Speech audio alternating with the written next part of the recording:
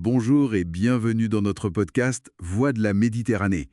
Aujourd'hui, on va se plonger dans des extraits de J'emporterai le feu, c'est le roman de Leila Slimani, paru chez Gallimard. Et petite précision importante avant qu'on démarre, ce livre, c'est le troisième et dernier tome d'une trilogie. Ça a commencé avec Le pays des autres, puis il y a eu Regardez-nous danser. Exactement. Une grande saga familiale en fait qui nous fait voyager à travers les générations et l'histoire franco-marocaine. On était parti de Mathilde, l'Alsacienne, mariée à Amine au Maroc, et là, on arrive à leurs petits-enfants. Voilà. Et notre but aujourd'hui, c'est d'aller piocher quelques idées fortes, quelques pépites dans ces fragments, pour mieux comprendre les thèmes, les personnages de ce dernier volet. Alors on y va? Ce qui ressort tout de suite, je trouve, c'est qu'on se concentre beaucoup sur la troisième génération, surtout les petites filles, Mia et Inès. Et chez Mia, cette question de l'identité, elle est palpable, n'est-ce pas? Les extraits la décrivent comme différente, physiquement je veux dire. Mhm. La peau sombre du père, les yeux un peu bridés, ça contraste avec sa sœur Inès qui a une beauté plus piquante, c'est le mot utilisé. Mia a l'air de lutter avec ça, ce sentiment d'être autre, au Maroc et puis à Paris aussi plus tard. Oui, et ce qui est fascinant, c'est comment ça fait écho d'une certaine manière au déracinement de sa grand-mère Mathilde au tout début. Cette question de trouver sa place, elle reste, mais elle se transforme. Et d'ailleurs, on voit que ce n'est pas que Mia. Selim, l'oncle, le fils d'Amine et Mathilde, il fait un choix différent aux États-Unis. Il cache son origine marocaine. Il préfère dire qu'il est français. C'est une autre stratégie face au même dilemme, oui. Mais est-ce que c'est juste une stratégie?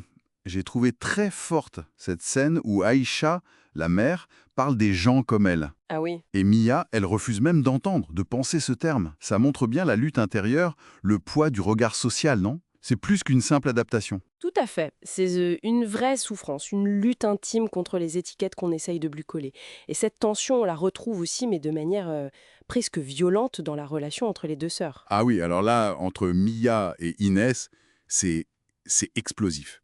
Les textes parlent carrément d'une haine tenace de Mia envers sa petite sœur, et ça depuis l'enfance. C'est ça. Ça va loin, hein. Elle essaye de la noyer, elle l'abandonne. Et en même temps, Inès, elle a l'air de chercher son approbation, son regard. C'est complexe comme relation. C'est souvent le cas dans les fratries, hein. Ça devient le miroir des tensions familiales, des choses non dites, des héritages un peu lourds. Et d'ailleurs, les parents aussi traversent des épreuves. Prenez Mehdi, le père. Au début, il est présenté comme moderne, ambitieux. Et puis, il finit au chômage, puis en prison, pour affaires politiques. Quelle chute. Terrible, oui. Et la honte, le désarroi pour toute la famille. Exactement. Et ça nous mène à Aïcha, la mère. Mhm. Médecin, elle essaie de tout gérer en même temps. Sa carrière, l'éducation de ses filles, si différentes, le soutien à son mari en prison. Les extraits montrent aussi ses propres crises, la ménopause, une sorte de désillusion peut-être. La scène au parloir de la prison de Salé, avec l'humiliation face à la gardienne, elle est particulièrement poignante. On sent tout le poids qu'elle porte. Tout à fait. Et au-delà de la famille, ces fragments nous donnent aussi des aperçus, des flashs sur la société marocaine de l'époque, les années 80, 90 et même après. On voit la modernisation, l'autoroute par exemple, mais aussi les inégalités criantes, les enfants des rues, la misère.